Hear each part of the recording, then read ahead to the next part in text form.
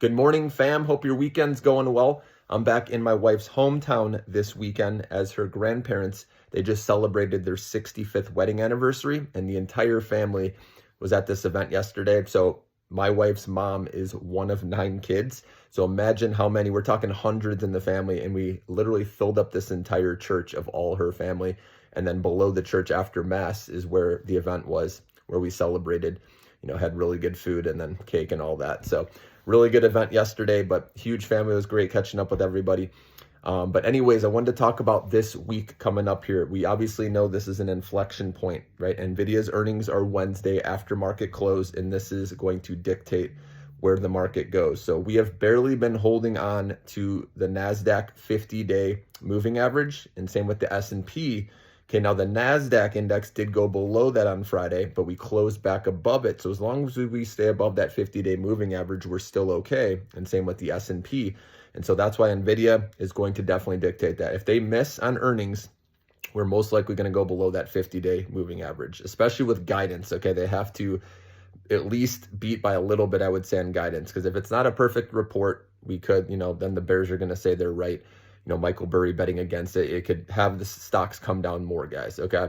So it's best to just be cautious right now. And it may take till the end of this week, Friday, before we know the true direction of the market. Because remember, after earnings, anything can happen where it starts up and then the next day it comes down, right? Or the flip side where it goes down to start and then it recovers by the end of the week. So that's why I'm going to give it this week to see where it ends up. And then I think we'll have a better idea of where we're going. And I'm going to dissect, obviously, NVIDIA's earnings report to see what they say about the future. That's the most important. Obviously, we do want them to beat earnings per share and revenue for this quarter, but it's their guidance.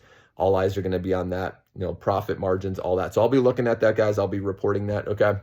So that's going to dictate where things go. So, and remember those 50-day moving averages, that's going to be so important to hold that, okay, to close above that to keep this bull trend. Because if we do go below that, like I said, close below, then we could have some more pain before things possibly get better later. But we know it's a tug of war between bulls and bears right now.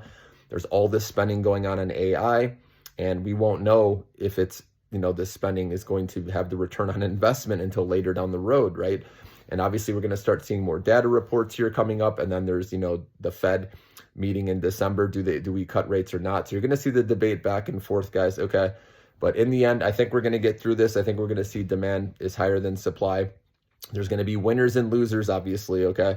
So right now, I'd say stick to best in breed, and it's okay even during this period of time if you don't want to do anything, right, and just see what direction the market goes. Nothing wrong with that. But if you do play stocks, I would stick to best in breed, keep the position small, use the stop loss, obviously.